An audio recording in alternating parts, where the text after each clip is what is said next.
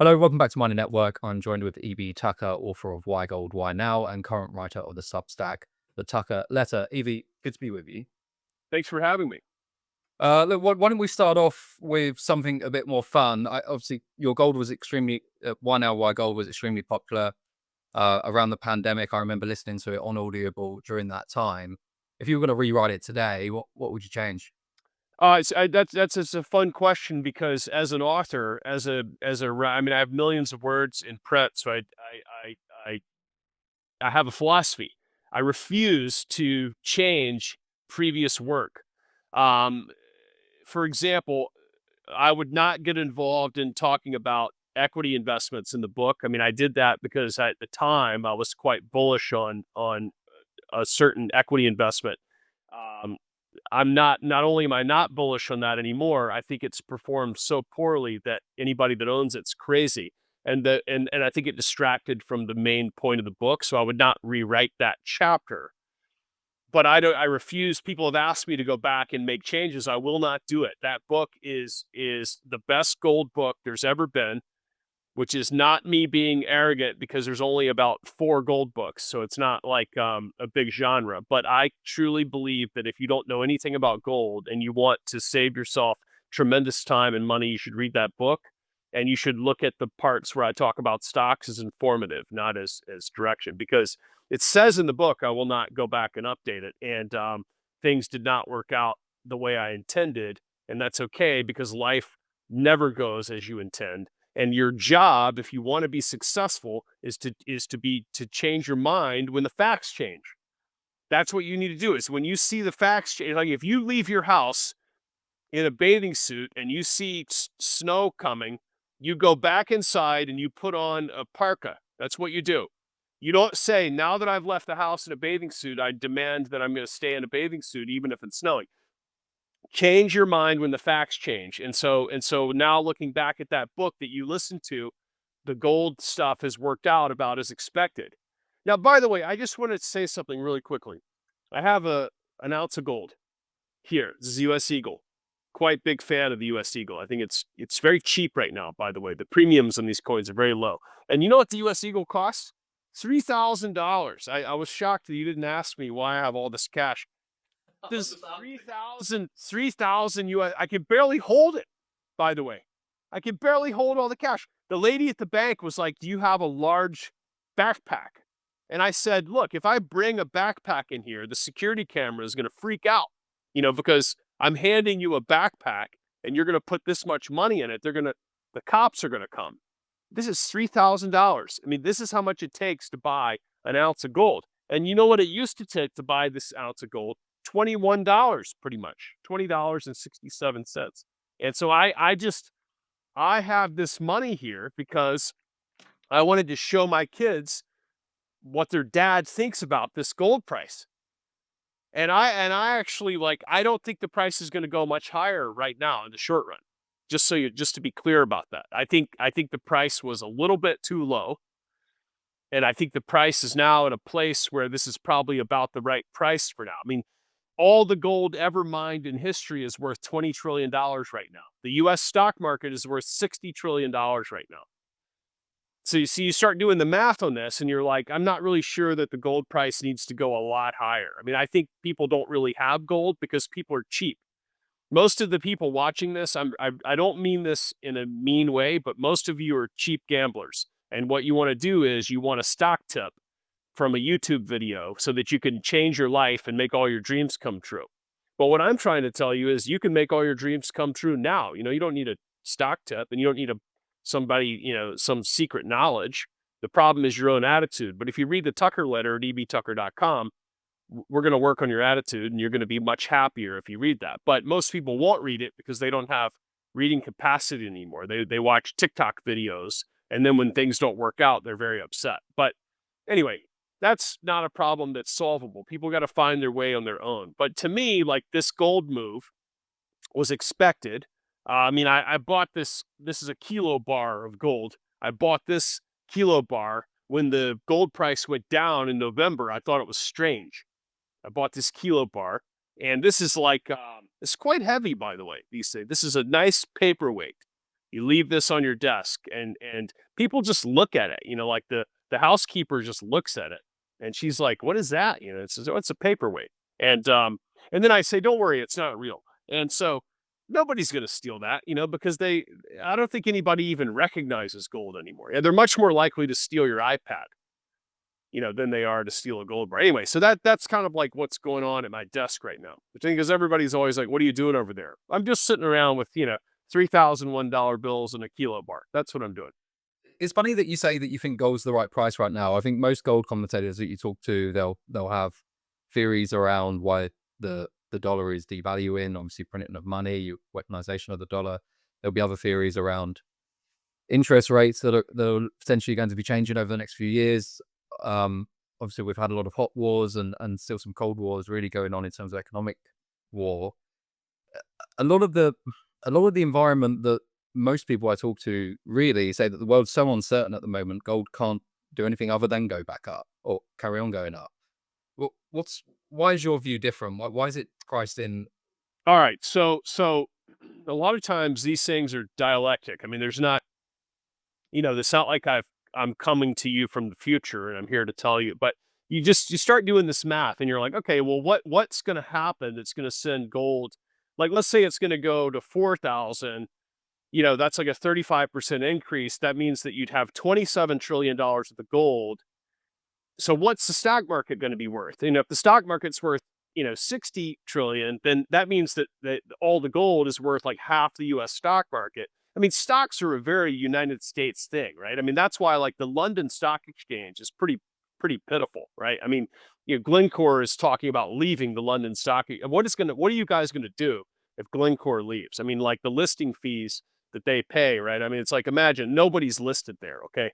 But maybe some African uranium company, but that doesn't really count. So the thing is that it's a very American thing. So when I say it's a $60 trillion, stock market, I'm talking about the American stock market, which is the Americans always think other stocks around the world should do this and that, but it's like they've never traveled before. It's not really like a Bolivian thing to do, to list your company on the local exchange, in La Paz or whatever. It's like it's not going to happen. So my point is that what's going to happen to make gold go higher? And everybody says, well, it's not in Fort Knox.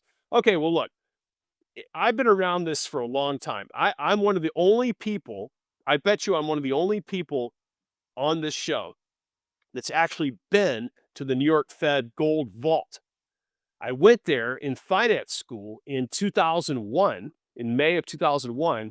I got to tour the vault. It was unbelievable. I mean, it was one of my first times I ever saw gold in that quantity, like those huge bars. And what they were doing is they were moving them around on pallets. They had these special aluminum shoes to protect if they dropped it. The gold obviously is not like so easily there. And the reason why is because nobody wants to buy this gold bar and spend the money. Now, I like to have this gold bar because I'm in a place in my life where like it makes a lot of sense to me to not have a mortgage on any of my properties and to have a gold bar because I don't really want to go back to work and struggle and like I don't want to do that again. I did that. There's a lot of people that are unpleasant that I had to work with and I don't even want to talk to those people. So I'm in a place where I'm happy to own something like a home and I own my office and it's not as nice as you would think, right? It's not like I've got this palatial home or something. I have like a really cool, all my properties are super, super cool, but they're not big. And people need to understand that that's my philosophy. Now, all my friends that run funds, I have a lot of friends that run major funds. They absolutely will not buy gold. They'll buy futures. They'll buy options on futures. They'll buy unallocated gold or allocated gold or some sort of synthetic exposure to gold because it's a trade for them. Everybody is like this. Everybody is like this. JP Morgan almost had a major silver problem thanks to the Wall Street silver guys. Do you know that this was actually almost a real problem? I'm not sure. I know the Wall Street silver guys. I'm not sure if they realize they almost caused a major problem. Why is that? Well, JP Morgan says, well, we had the metal, we just couldn't get it. Right. Because Nobody wants to own the metal because it's wasted money. It's dead money. There's a concept called dead money where the money is just sitting there. Like my Morgan Stanley guy says to me, all your property is dead money. I said, Sanj, I don't want to, I like dead money because I'm living in the property. I don't need to borrow against the property so that you can buy more tech stocks or something. I'll give you some money to buy some tech stocks, right? Like tech is the future. I'll give you some money to do that. But I don't need my house to collateralize a trade in the tech market. But see, everybody says if we have $1 million of the gold sitting in the vaults, that's dead money. We need to monetize that gold. So we got to loan it out. And then the person that buys that says, I can't just sit here with this gold. I got to loan this gold out. I got to get some return on my investment, basis points. Everybody does this, okay? And so then what happens is that the London guys say, London people are very cheap, by the way, so they don't want to pay for anything, not even like storage for their gold. Well, we got to get some more gold because we got all these complicated loans going on. So we got to get more gold. Okay, what are we going to do? Well, we got to go to the countries that produce the gold, and we got to get the United States because we're too cheap to have like a real, presence. We got to get the U.S. to tell them like Argentina, you got a choice here, buddy. You either want the warheads pointing at you or pointing out, defending you. And if you want that, you got to send your gold to London. That's what they did. You saw this, right? They send like tons and tons of gold to London. All these countries send the gold to New York, send it to London, and then they can't get it back. Why can't they get it back? Because it's the denominator. Remember in math, you have the numerator, the denominator. It's the denominator of this gigantic gold daisy chain, okay? The gold is there, but what happens is it's contractually involved in so many things that nobody. So what I say to people is, just get the kilo bar. Just buy the thing. It's up 40% in the last year. 40%. Are you kidding? 40%. And people say it's not enough. I'm like, well, what do you expect? Like the financial advisor tells you stocks go up 8% a year for the last 100 years. And you make 40% with dead money and you need more? You need more. What are you going to do with more? Well, I'm going to make more so I can be happier, but you're not going to be any happier. Look, the way to look at this is the last thing I want to say about this. The way to look at this, if you want to really get your head right, if you want to be rich, okay, I play a lot of tennis, right? Do you know when you start working? I hit a one-hand backhand. It's a hard stroke, okay? Do you know when you start working on the one-hand backhand? As soon as you start playing. And do you know when you work on it? All the time. And do you know when you stop working on it? Never, okay? If you want to be rich, everybody says they want to be rich. Start behaving like a person that has money, okay? Start behaving as if you have money, and then you will have money. You don't start behaving like a person that has money once you already have money. You don't start working on your one-handed backhand once you're in a tournament. It's impossible because you have no skills. If you have a small amount of money, start treating the money with respect. The way you do that is you say to yourself, what is an appropriate percentage of my money to have in gold? Probably very small. What is an appropriate percentage to have in Bitcoin? Small. What is an appropriate percentage mining stock? Very small, okay? It's high risk. Could go up a lot, could go to zero. Probably will go to zero. So that's how you look at it. Now, how do you do this? Make a pie chart. It's so easy. Even children can do it. And decide to yourself how big of a piece of the pie should each thing have. This is how you think if you want to have money. And if you do this, money comes to you because money goes to the person that respects it.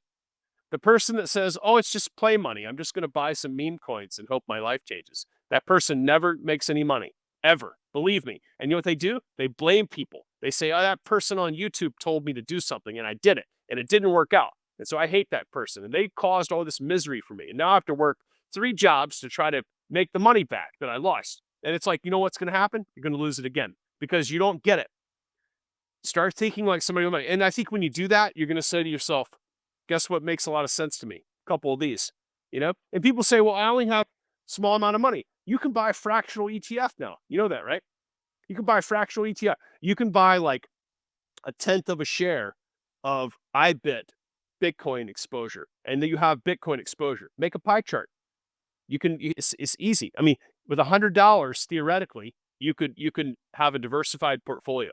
And I don't mean like diversify yourself out of growth. What I'm just saying is start thinking about things as in like what do I want to have for the coming war? Start thinking like that and you'll win the war. The subtitle of the book, Why Gold, Why Now? It's the war against your wealth and how to win it. You know that because you listen to the book. But I mean, I don't think people really want to win the war. I think they want to gamble.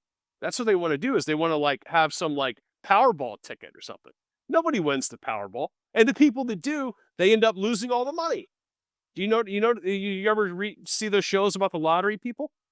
Those people, like, they all end up committing suicide or bankrupt or in jail or something. Why do you want to do that? Why would you want to win the Powerball? Not one person wins the Powerball and has a good life. Yeah, in terms of the war for the wealth that you were talking about there, I'm assuming that that war on your wealth is really inflation, isn't it? It's quantitative easing and inflation and the It's back. never going to stop. Yeah. You have to have inflation. The reason you have to have inflation is because you've inflated this gigantic bubble, this gigantic debt bubble. And if it like this last few days, markets, getting like mauled. If this bubble contracts, quantitative tightening is happening, right? That means the Fed is letting bonds mature. So the money's coming out of the system. Trump's firing all these people. Money's coming out of DC. So this is all deflationary. What happens when it's deflationary? These assets start finding real value, which is not very high. Like you have all these. I mean, by the way, this morning I just was on the phone with someone that was like trying to run a scheme on me to like, buy stock from me, privately held stock at too low of a price. And I was giving them a hard time because I was saying, you guys, you sell stock at this price and you try to buy it from me at this price. Which one is the real price? And they said, well, it's a private company. We can name the price whatever we want. I said, yeah, that's right. As long as you can keep selling it, you can name the price as much as you want.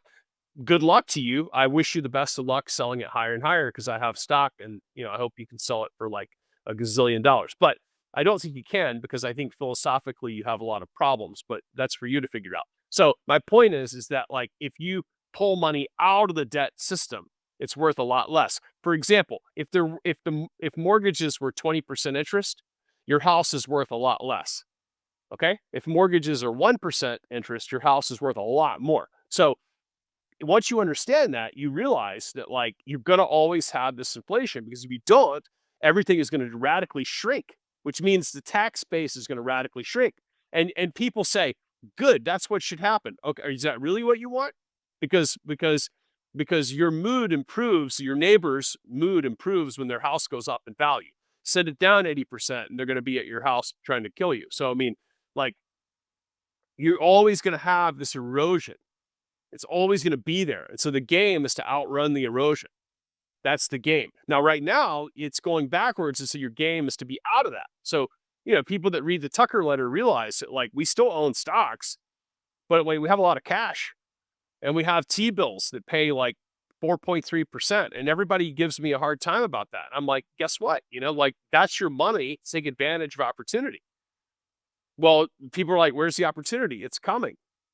It just doesn't make it. I mean, I know a guy that bought Bank of America for $3 in the crash, the financial crash. You know why? Because he had money. Most people had no money because they just like sat still like deer in the headlights while the thing goes down, and they just sit there. They do nothing. So you're a gambler all the way up, and then you're a statue all the way down. It's like, what is that? That's just ridiculous. How much can we look to Argentina for really, I guess, the experience that they've had over the last year? They've seen inflation come down quite rapidly from. So I go there every year, by the way. So in the Tucker letter, I was there when the week that Milei was elected. And if you go back and look at that issue of the Tucker letter, I had to check into a hotel. They have 16 exchange rates then. And I had to check into a hotel with like this much cash, and so they had to run a machine to count it all. But now I went back. I go every year in November. I went back this year and I had all this cash and the guy's like, what do you have the cash for? You can use your credit card now and you get the same rate. He goes, in fact, we prefer it. So everything is like straightening out there. And if you think about it, Milei, like he kicked off this movement that's been going around the world now. I mean, even like, the Germans are like, well, we're not going to go as far as the orange guy in America. That's what I call Trump, or, I have other like fun names for him because I think the guy is very interesting to watch. But Milei kicked this off. That was like the first domino. And so look, I mean, be careful what you wish for with this inflation battle. I mean, if things deflate, I'm not really sure if people are ready for that. Because if things deflate, what do you want? You want this, right? If things deflate. Do you really, and does anybody out there have as much cash as me on their desk? I doubt it. I doubt it. I mean, like, because think about the math on that. Because everything is going to radically go down in value and the dollar radically goes up if you deflate. Because if the opposite, if you inflate, you don't want these and you want to own things that are going to inflate. And so I think, you're in this position where you're like, let's be careful what you wish for. Well, I don't think anyone's asking for deflation, are they? I mean, I think what people are looking for is just less quantitative easing, less devaluation of their currency, right? Slower inflation. Slower inflation, back to 1-2%. I think is what people There you go. tend to be. Yeah, I mean, let's price fix. Let's price fix the inflation. Like, imagine if they price fix the interest rates, right? So, like, it'd be funny if they said we've decided inflation will be 2%. Anything over that's against the law. I mean, like, you see what I mean? Like, if people like play it out, right? I mean, like, imagine, like, I wouldn't put it past the current administration to be like, that's the deal. I mean, things could get really, when you control a system, right? When you like, because nowadays we don't have a free market. We have a centrally controlled market.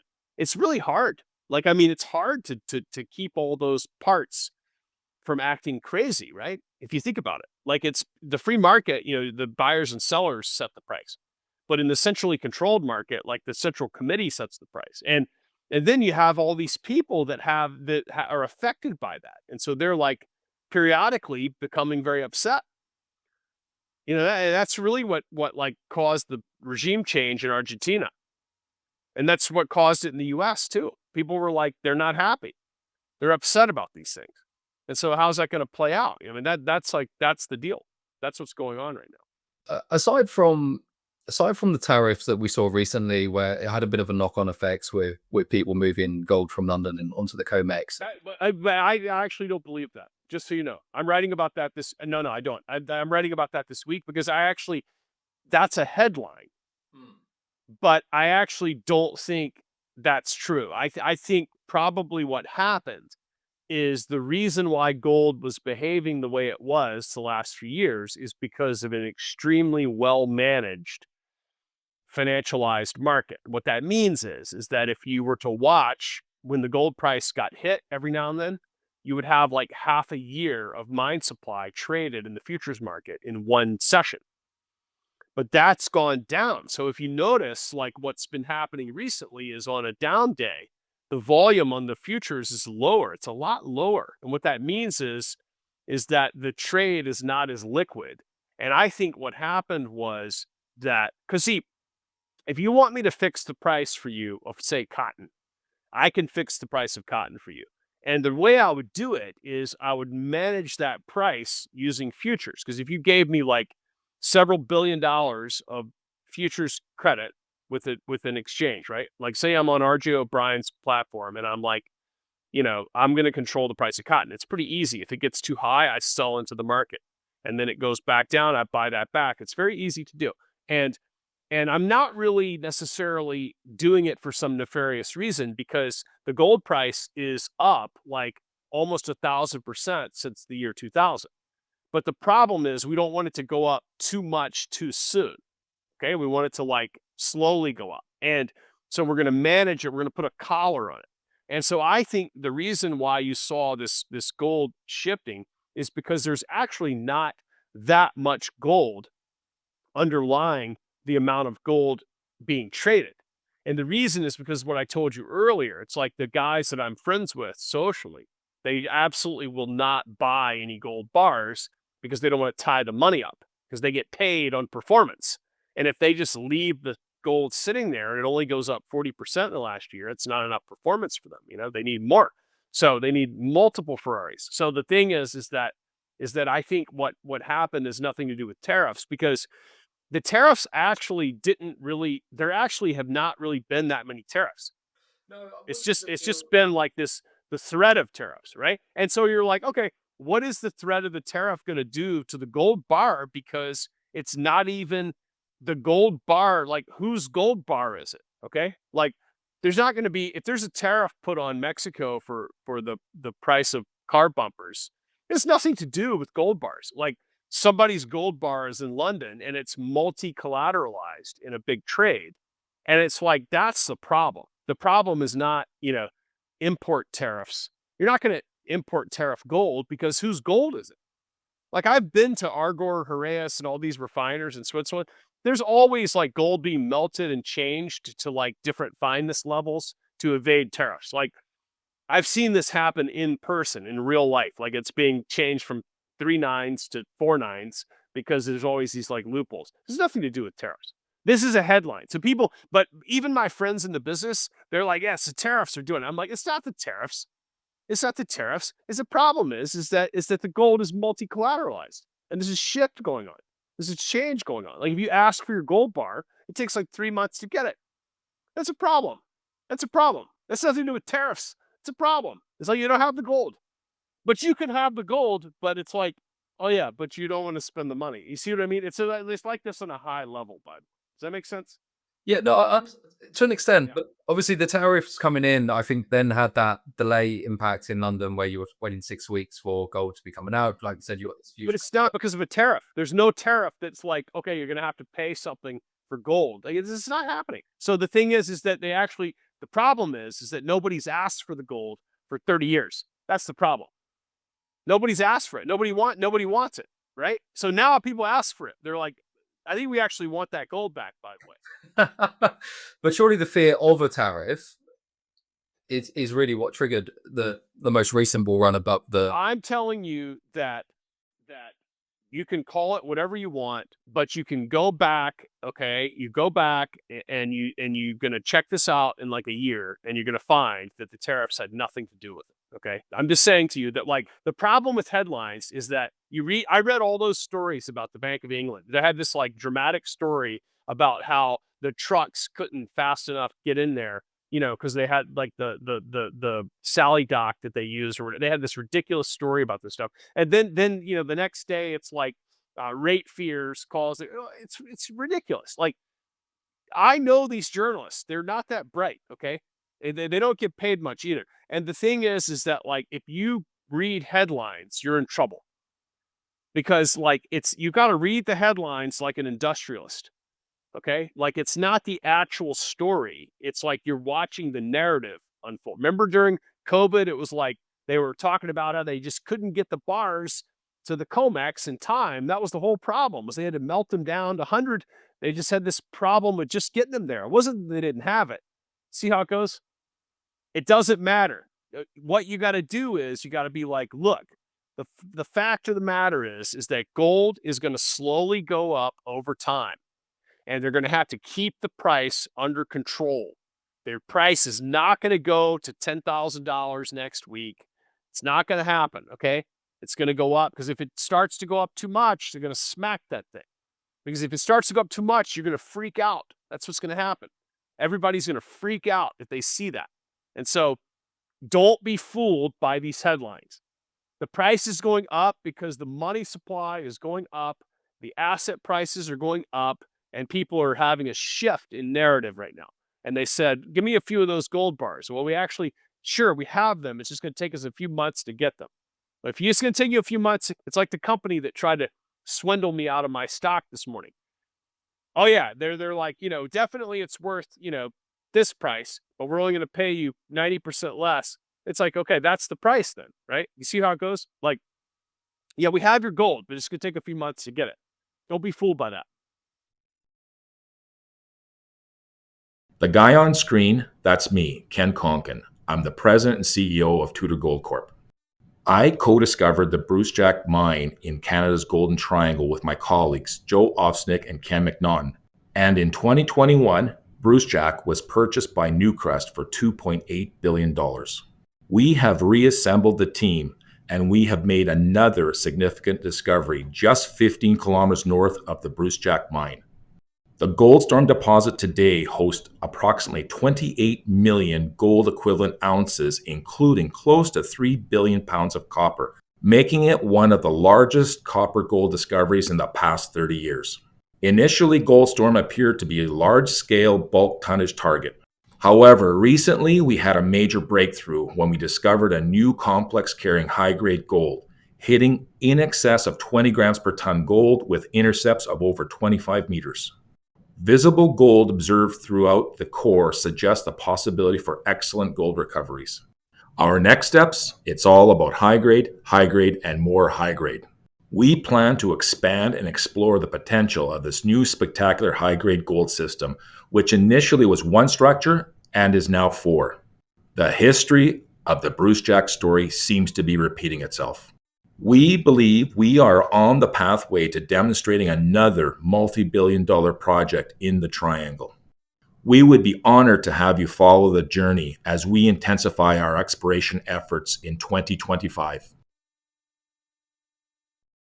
When you were talking earlier, you were saying that price of gold at the moment feels about right. You've just said that you're expecting a huge increase, and I somewhat agree with that. But what about how can you explain the central banks? Obviously, it doesn't really matter what price gold seems to be. Central banks seem to have the same level of demand, if not increasing demand year on year. Is that not just fundamentally the backstop for gold to continue increasing? What would you and I do if we were running the central planning committee of like, a second tier country? I think you need to think about that, because if you think about that, we have, let's say our country, our little second tier country has some oil reserves. Let's say we have a port, and let's say that we're like not really thrilled about how the United States has treated us over the years. And so we chat with the Russians a little bit, and we chat with the Chinese a little bit, and we think that MBS is a little scary, but we got to talk to him, and we got to still talk to what are we going to do with the money? Like, we got to do something, What are we going to do? Like, I mean, and then we say, well, how much gold do we have? Where is it? It's in London. Oh man, that's not good. Where are we? We got to get it out of there. So like, so it's totally logical that the system shifting would say to us we should have a little bit of gold. Like our reserves should be a little bit of gold, a little bit of Bitcoin, a little bit of dollars, a little bit of euro, a little bit of francs. Okay, we should really have all this stuff, and we can't anymore go with the 2005 mentality of we don't need any of that stuff. It's a waste of money. Like, we actually have figured out that like maybe 5 or 10% allocation is probably smart. And so we need to get that. That's how you think about it. It's very simple. It's like, it's not, see, everybody in the US wants to think extreme. They want to think that like you're going to wake up tomorrow and you're going to be like, some extreme event went on in the gold market. Like it's ridiculous. Like, the central banks are generating money from trade. Okay. They're selling into the bigger economies of the world. They're generating surplus. See, we run a trade deficit. They run a trade surplus because they're selling resources. And they say like, what are we gonna do with the resource money? And the answer is we're gonna put it in something that is reliable. But they don't think like the average subdivision resident in the US, where they're gonna like do something like mortgage their house and buy all gold bars. Is ridiculous. So that they think is they're like, we should moderately increase our gold exposure. And that's what they've been doing. They're probably going to keep doing that. And that's going to eat up, maybe like a third of mine production per year. It's going to eat up some portion of it. Yeah, okay. Look, I know we're short on time, so I want to go on to a couple of other topics. In terms of large gold miners, sort of mid-tier gold miners, I've seen a few people suggest that they should obviously sell enough to cover dividend rights and overheads and whatnot, but they should actually start storing their own gold. Do you think that's a good idea? They won't do it. Forget about it. I mean, I used to run a fund like years ago. I suggested this. They're like, that's a stupid idea. We'll never do it. So I look, Peter Monk that started Barrick, I mean, I remember watching this interview with this, he's dead now, but I remember watching this interview, and the guy was like, I don't care if I'm mining gravel or sand or like trona ash, it doesn't matter. It's a business. Like, it's a widget making business. And so you need to understand that like the mining company is probably not going to ideologically be like this gold bug company. They're just kind of like making the the product. You know, they could be making any product. They see it. So I have been in this business a long time. The gold mining stocks have a big problem, okay? Because if you sat down at PDAC or whatever these conferences are 10 years ago and you asked the executive, explain to me just hypothetically what would be happening at $3,000 gold and $69 oil, they would have told you that the party would be so big that, like, if you could get in, your mind would be blown. And the party is not big. You know, like Agnico is your best performing company. Okay. Like, I mean, you know, I say something negative about gold mining stocks and people tell me, you know, to go screw, and Agnico is the best company. Okay. It's up, you know, 24% or something year to date, which is fabulous. I mean, don't get me wrong, it's fabulous. But, you know, there's like SMR reactor company that's up 75% since January 1 that has no revenue and no product. So it's like, you know, it's like, okay, you have to really realize that, like, the mining stocks are low leverage, okay, and have not performed and have badly struggled to convince investors why they should buy them. And I'm talking about real investors. I'm not talking about somebody buying 50 shares or something in their Robinhood account. I'm talking about institutional investors have no exposure. They will not own them, and they think they're utterly stupid. Okay. Like, that's a problem. That's a huge problem. And if you're going to buy mining stocks, you need to try to wait and see if they're going to attract, because stocks, okay, when I was like 12, I was interested in the stock market, and this guy told me, this friend of my father's told me, the reason why stocks go up is because they have more buyers than sellers. That's the only reason why they go. It has nothing to do with the fundamentals of the company.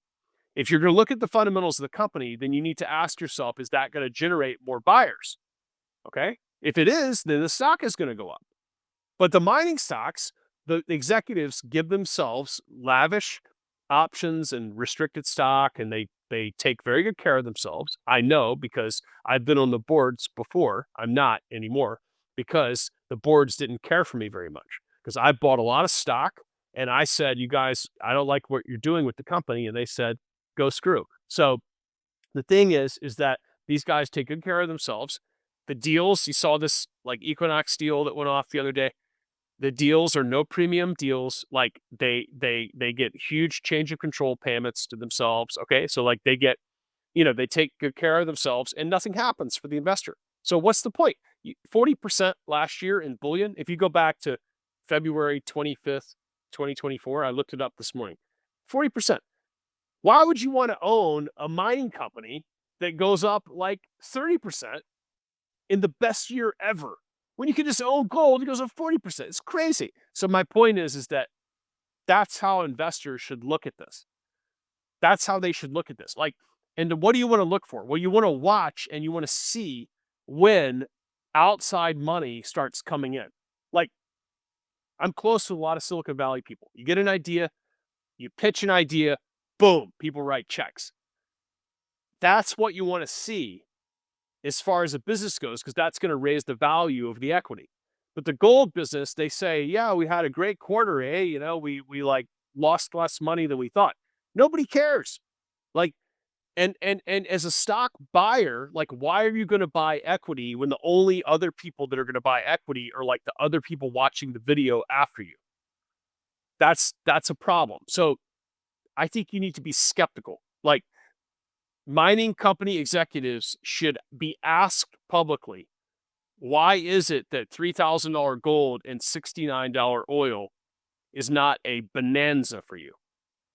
A bonanza. And forget about putting gold bars in your office in Toronto. Like, what are you going to do for the investor? Like, you know, it's just such a joke. These guys, like, they'll pay themselves like massive amounts of money, and then they'll buy like 300 shares of stock or something in the market to make a filing. And you're like, I'm not asking you to buy your stock, because I realize, like, it's very hard to run a business and then to like invest all your money back into that business is somewhat unrealistic. But what I'm saying is, like, you guys have a problem.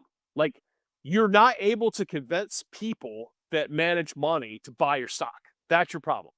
And why is that? And why is your board rubber stamping this. Like, what you should do is you should hire a consultant and you should ask the consultant to fix your story. That's what you should do. Because if you go to New York City, which is where all the money is, by the way, did you know that? That's where all the money for markets is in New York City. Forget about Toronto. If you go on 20 meetings in New York City and not one person says, great idea, I'll buy, $3 million of your stock, you failed. Your board should tell you you failed. It's like, that means that your pitch it sucks, okay? And so you should bring somebody in to consult on how to fix your pitch, because nobody cares what you're talking about. Does this make sense? And as a mining stock investor watching this show, you need to be aware that if the guy, Harry, that my dad's friend, said something very profound, if you cannot figure out that there's going to be more buyers than sellers, you have a big problem because you're the only buyer. Does that make sense? And if you're the only buyer, you're screwed. Yeah.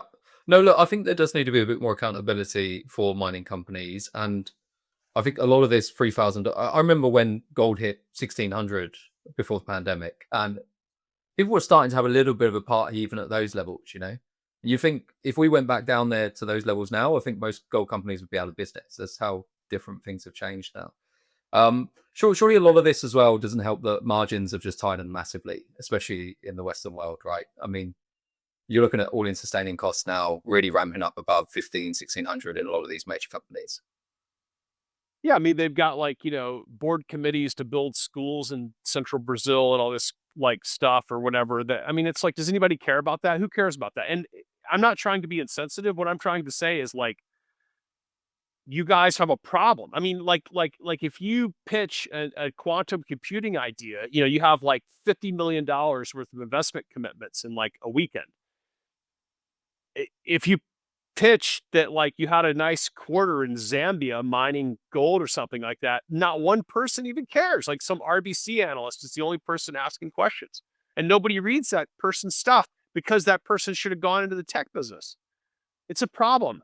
They got to be able to tell, okay, the secret to selling is that you have to be able to paint someone a picture of what it's going to be like to get involved in this thing that you're talking about, right? And so they can't do that. And not only can they not do it, it's worse. They actually don't think they need any help. That's the problem. It's they just think that there's going to be 1970s are coming back. It's not going to happen. I do think as well that especially in the major side, there's been so much of a focus on just replacing depletion rather than actually growth in the last few years. It's been so difficult for these guys to really build up their ounce production. And I think on the other side as well, you've also got a lot of this demand in gold and price increase supposedly is driven by central banks. Obviously, they're not going to be buying mining equities, are they? And it's just You know why? Because the companies are poorly run. That's why. I mean, so seriously, look, you got to understand something. Nobody knows what I do, right? You'd be shocked at what people think that I do. I write the Tucker letter, okay? If you read the Tucker letter, you understand what I do, okay? I don't run any companies. I don't do any of this stuff, okay? I've been on boards before. I don't sit on boards. I'm not a good board director because I'm a shareholder, okay? I want to make money. The way you make money is you buy something and you sell it later for a higher price. That's what you do. And if you look at your investments that way, you'll make way more money because you'll stop having these ideological ideas that are not true. They're incorrect. They don't work, right? So you want to buy things that are going to go up. That's what you want to do. You want to buy it, and then you want other people to pay you more for it. And it's like the mining companies are like gravel miners. It's like to your point. I mean, they just are pulling something out of the ground and making a tiny margin doing it and wasting tons of money. And then it's just crazy. It's the whole thing is ridiculous. And it's ridiculous until it's not, okay? If they can figure out how to show people that there's a huge advantage into funding this business that's going to result in a profit, the game would change, okay? But I don't think they're going to do that. And the reason why is because the pool of investors has gotten so small, it's gone from an ocean to an aquarium, okay? And I don't see them approaching it with that type of reality check. I don't see that. When I see them doing it, I hear them saying, you're just not being patient enough. The 70s are coming back. And it's nothing comes back like that. It's not, I mean, like, you know, it's like, it doesn't work that way. Like, it's not like you guys you're just going to pay yourself until you get thrown out of the CEO role, which is going to be a long time because nobody owns your stock. So nobody's ever going to vote against you. You're just going to own a progressively smaller business. These companies are tiny. It's tiny, man. These things are tiny. There's nothing there. It's like a micro cap. Like, you think about it. I mean, the world has gotten huge. There's 60 plus trillion-dollar US stock market. I mean, it's unbelievable, right? Like Nvidia, it's like the thing was like 5% of the market last month. I mean, it's wild, man. It's totally wild. And you know, so you got these gold companies, it's single digit PE or whatever, and there's like 6 people on their quarterly earnings call. It's time to say we got to be open to new ideas. The first company that does that is going to see something different, right? It's like it's a fresh set of glasses. That's what's going to change. And if you don't see that as an investor, you have to be realistic about your chances for making money are probably not good. Just following on from that, I know we're really short on time, but what are those changes that you'd like to see? Because obviously the problem with mining is you can't have the same scalability that you can with tech. There's a lot of infrastructure, there's a lot of money, CapEx that has to go into different mines if you want to scale up. You can't just create an app and sell it to more people. So what can the mining industry do? You're making a strong case for not buying mining stocks. No, I think the reality of it though. So there has to be some sort of value proposition for the investor that makes it worthwhile owning. I mean, you don't want to become a tech company. Don't get me wrong. I mean, you don't want to like have a mining app or something. It's like, but there has to be a way to show the institutional investor that producing this funky yellow metal is a business that you want to be in, and that it's going to result in a higher stock price. Like, that's the piece that's missing. And what I'm saying, what got me thrown off of boards is that I think that typically gets sparked when you have a really open mind and you bring in fresh ideas and you find that story that works, and then you tell that story, you take a road trip to test it, and people say, you know what, I like this story. In fact, I'm going to give you $20 million. And then you just repeat that story, right? It's like you don't, if you're, you know, running this and you go and have 20 meetings and all you do is run up a bill at the Marriott, you don't go do that again. You don't just do it like 3 times. You change the whole thing. And then you turn around and you ask people, like, what would you make you buy my stock? If they say nothing would ever make me buy your stock, then you're like, we got a real problem. Do you believe that mining equities are fundamentally undervalued at the moment? No, I think they're properly valued because they trade all day long right here. They trade all day. That's the real price. That's the right price. Like the company that tried to swindle me. They're like arguing that the price is here and here and it's this game. I'm like, no. List your stock and let the market decide the price. That's the price. That's the real price right now. And that's the right price. The market is the right price. And if I see change in leadership, I might decide that's not the right price because it's about to change. And like Harry told me, there's going to be more buyers than sellers, which is going to send that up. But right now, if I go to PDAC, which I'm not going to waste my time because all I'm going to hear is more of the same. I'm going to hear more of the same. I'm going to hear a bunch of like people that eat too much steak and drink too much whiskey telling me the same thing they were telling me 20 years ago, which hasn't happened. But the gold price is up 1,000%, by the way. Not quite, like 900 and something. I looked it up this morning. Do you understand my perspective? But I'm willing to be open to changing my mind when the facts change. But so far, the facts have not changed.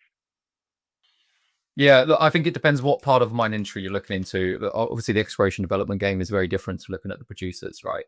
In terms of how you're looking at it. But yeah, okay. I guess just to finalize things, in terms of the silver, do you look at silver in a similar way to gold? No, No. it's the same price it was in 2011. And what do I care if it's going to go to $50 or $60 or something like that? It's only a double. I mean, the thing is, I have lots of silver. It's a total hassle to take care of this stuff. What's the point? I mean, honestly, I mean, it's a great metal, right? It's a cool metal. Well, it's more of an industrial metal now, right? Yeah, it's fantastic. It's in solar panels, it's real money. It's a precious metal. There's nothing wrong with it. It's not like it's some bad thing or whatever. What I'm trying to tell you is the thing that people don't understand about EB Tucker is I want to buy stuff that goes up in price. That's what I want to do. Then I want to sell it. And the silver price is where it was in 2011. And I think someday it'll go to $50. And I bet you not many people will make money on that. What's different this time around? You saw in bull markets in years gone by when silver has hit $50. You've heard some about some of the best success stories in terms of mining equities in the silver space. Obviously, we've seen some really nice bull runs, like you were saying, in the 70s and even after that in gold. Why is this different? Is it just the No participation. Yeah. No participation. Look, I mean, I'm friends with the guys that run the biggest silver companies. I'm personal friends with them, talk to them all the time. It's unbelievable. It's like there's no participation. It's just forget about it. I mean, seriously, look, if the facts change, you can change, but it hasn't worked. This is $32. Like, I think, let's see, it's like 31.90. I mean, in 2011, it went to 50 and then it went back to the low teens. I mean, the fact is the silver market is the tail wags the dog, right? It'll take the price is set by the futures market. And again, I don't think it's bad to have some silver, but it's like the gold is so much easier. I mean, think about it. Like the gold price actually performs. Yeah, I think the margin on silver, though, I mean, you look at a couple of dollar increase on silver, some of these mining companies can spit out some real serious margin differences on silver.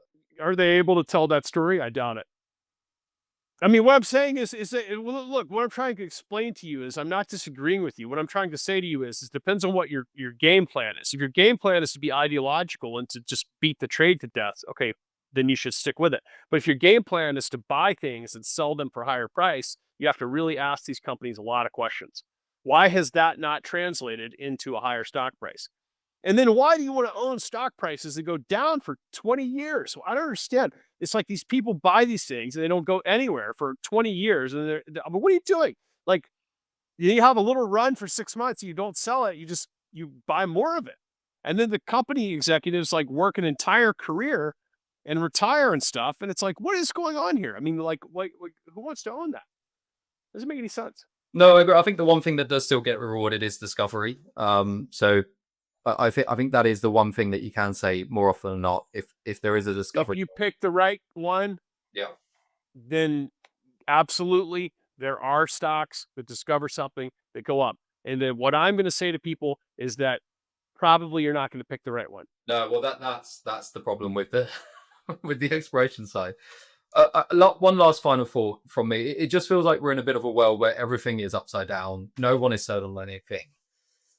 It's I can't I'm still fairly young. I just turned 30 recently. But in my life, I don't feel like there has been another moment in time, probably not since the Cold War, which was before me, really, or my living memory of where things have felt this on edge around the world. And I think that's being translated in the market in terms of not a very high risk approach at the moment. Is there any future you see of the next couple of months or years where things could settle down and we could start seeing a bit more of a risky approach towards mining equities, or even? I hope not, because I tend to thrive in chaotic environments, and I tend to not do well in highly controlled, highly stabilized corporate type settings. I tend to do better when I'll explain to you why really quickly.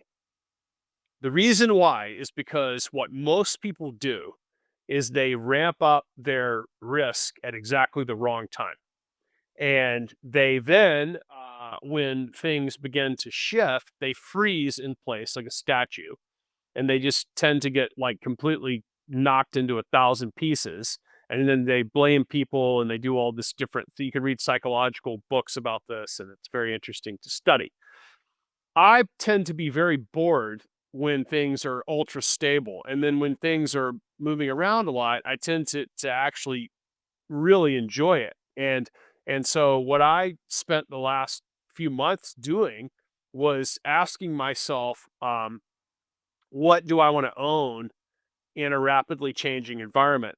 And the answer, I'm not going to give you the details, but I drew it out in like a pie, I'll ask other people questions, testing my thinking, not specifically about my pie, but like, and what I did is I decided an allocation I wanted to own, and that changed my perception of what's happening, and it became very exciting. And I just think that um, it all depends on your perspective. I mean, I tend to love these types of things because people are really have a hard time. See they in the I know people that work in marketing, and they say to me that whatever people are gung ho buying, you should sell, because by the time they've convinced themselves it's a good idea, it's way too late. And whatever people are not gung ho at all buying, you should, not saying you should buy that, but you should definitely look at that, because that's something that's suffering from apathy. And the other thing is suffering from blind belief. Um, and so I tend to think these times are great because you have a big regime change. And just to, you know, poke fun at one of the things you said, no moment in time is like any other moment in time. Okay. So like, forget about that. I mean, it's like, it doesn't work that way. It's constantly evolving, and it's evolving based on people's philosophical mindset. Okay. And in the US, 15 years ago, the central bankers decided that you would be a happy camper and you would spend and borrow if they made your stock value and your house value go up slowly over time. And you did that. So now it's not happening right now. So, but you're stuck. You got this, like, you decided, you're committed to this way, and it's all changing. And your ability to have a fresh mindset is going to determine your ability to be successful in the next market. And this is why it's good to let go of everything and to let go of all your ideas and to distance yourself from people that are ideological, and to spend time trying to look with a fresh set of eyes at this situation. And it might be uncomfortable, because to do things solo on your own track is not as easy as it sounds, because it's very scary. And so I've tended to do that since the late 70s when I was conceived into this world. And it's my lot in life, and I tend to enjoy it. So I really actually hope things don't become ultra stable, because it's hard for me to make money. You just said you want to be buying things that have had apathy. I mean, to me, mining stocks look like they've had but no one's interested, no one's investing. To me, they just look quite cheap. That's Well, I mean, I do wish you the best of luck buying them, but I mean, what I do in these times is I don't swing from one thing to another wildly. What happens is the pie chart wedge of cash is a little bigger than average. That's what happens. And it means that the other stuff that I own, I've asked myself, would I be happy owning this if there was some trouble? And the answer is often yes, just a little less of it. Yeah, and so maybe does your mining stock, position get a little bit bigger, but I mean, I think it's crazy if it gets a lot bigger, because I think for that to happen, you don't just want to use a cheap bias. You don't just want to say it's cheap because of this. What you want to say is, "Whoa, I'm noticing somebody say something that's very different, and that actually is very fresh, and I think it's going to catch on, and I want to own that." That's what you got to do. That's the key thing that people don't do, right? It's like if you go to PDAC and you hear the same thing you heard for 20 years, you're going to get the same result. And you want to be very skeptical of that. But if you go there and you hear something completely different, it's really hip, and you're like, wait a minute, that is a fresh thing, that means exposure might get bigger, but not on the basis of comparing it to last year or something. It's very subjective, and you have to be careful with that. no. A lot of people been joking recently. You go to PDAC with a PDAC bingo card, and you'll hear tick off every single row of all the main catchphrases that these mining execs give you every single year. It's all the same. I think you're And right. if you don't want to make money, it's fine. Yeah. Well, look, I'll just remind people how they can follow you. You're talking about unique fresh ideas. EB Tucker, ebtucker.com. Okay, the Tucker letter. Bi-weekly, comes out to you 9 a.m. on Thursday mornings Eastern time. Okay, there's no marketing, there's no banner ads, there's nothing. It's only me writing that. Okay, it's very good, and I challenge you to find flaws of it and point them out in the comment box. You can buy 2 books from me, Why Gold, Why Now, which is the best book on gold there's ever been. And I challenge any person, even people like Jim Rickards that tried to copy me and take my title away, to say that this is not the best book, the easiest to read book for a person who wants to learn about gold, okay?